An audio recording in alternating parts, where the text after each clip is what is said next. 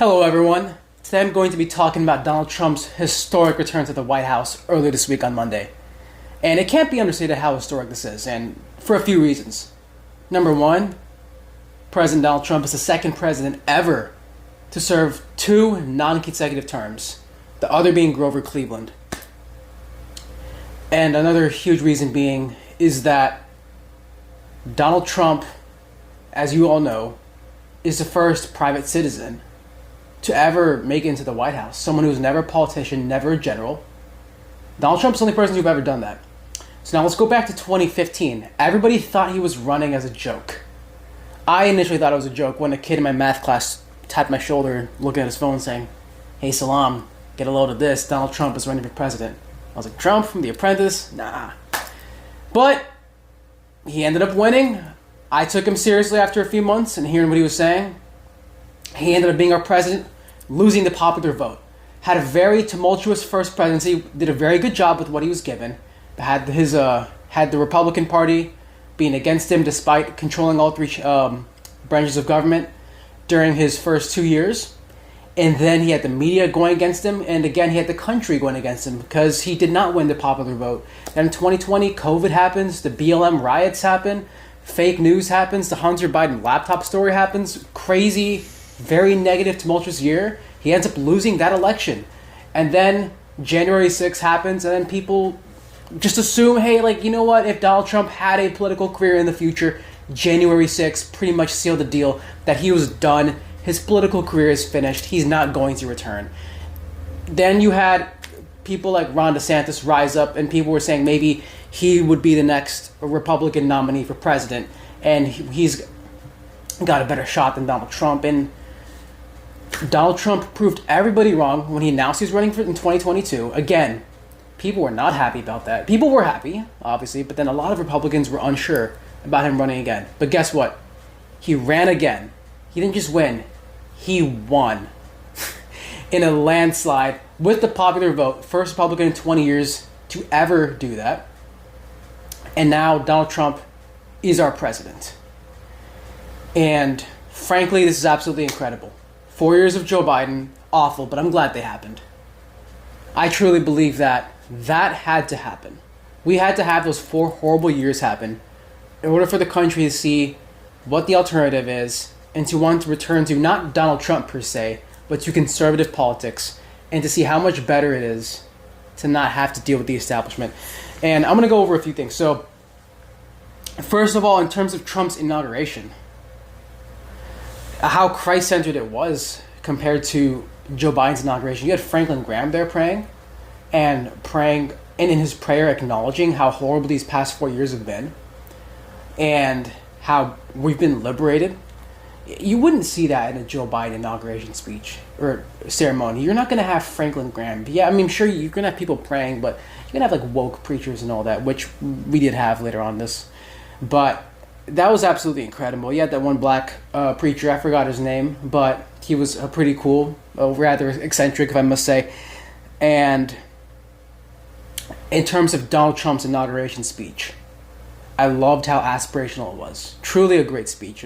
Not typical of Trump in that it was very short. It was like 29 minutes long. That's short for him. Very aspirational towards where we're going into the future. We're going to land on Mars, put an American flag on Mars. You know, seldom do we have American presidents speak in aspirational terms like that. But it's not just his aspirational attitude that was amazing. It was also him talking about ending the wars, talking about peace, truth, strength. Not just through the battles we win, but the ones we get out of, and the ones we hopefully never have to fight. When was the last time you heard an American president talk about that in their inauguration speech? Maybe in the campaign, but in their inauguration speech, talk about ending wars and avoiding war. Again, that's absolutely incredible, and I have reason to believe that he will follow up on that, and I hope he does. And then he spoke about the liberation of our country. He said, "You have been liberated." Now, the significance of him saying that is that he had the people that we were being liberated from sitting right by him.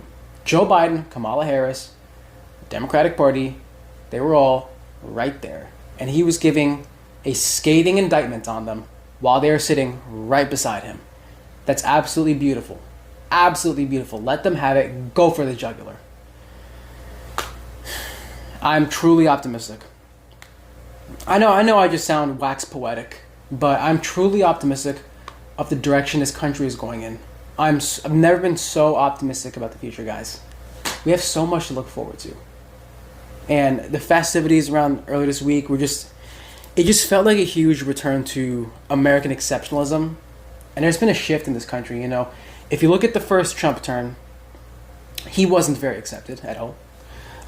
If you look at Biden's term, I feel like American morale was very low. But after Trump winning the popular vote this time, it's been accepted that this man is our president. And really, it's not about the man, it's about America. And just look at the way the media's been reacting towards Trump. Ever since he won, they've been a lot softer. You have fair weather friends like Snoop Dogg coming back around.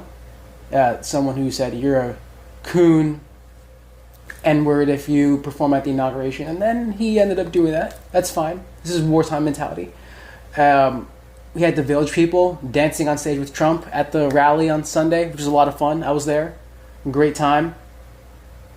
You have a lot more acceptance of him, and this really is not about the person. Donald Trump will only be president for the next 4 years. This is about moving forward as a country. What this signals is that the culture in our country is shifting more towards the right, which is a good thing. This isn't just about like right-wing economic values, all that. Family values, Christian values, which I'm not saying these people are all Christians. These are very important. And with the revival that's going on in this country, I truly believe that these next 12 years are going to be great. I'll speak to that more another time. But yes, and Donald Trump's executive orders, can't forget those. Signed a lot of great executive orders. Got rid of birthright citizenship for illegals, non-permanent residents. Fantastic. Freed Ross Ulbricht. I hope I'm pronouncing his name correctly. Fantastic. Freed the January 6th. Political prisoners. Fantastic. He's saving the whales. Again, great. Took us out of WHO. Awesome. I truly... So excited. So excited, guys. We have a great next 4 years. Use them prosperously. Excuse my grammar, but I'm just so excited if you couldn't tell. And yes, thank you so much for watching, guys. And you guys have a blessed one. And remember, fight the good fight.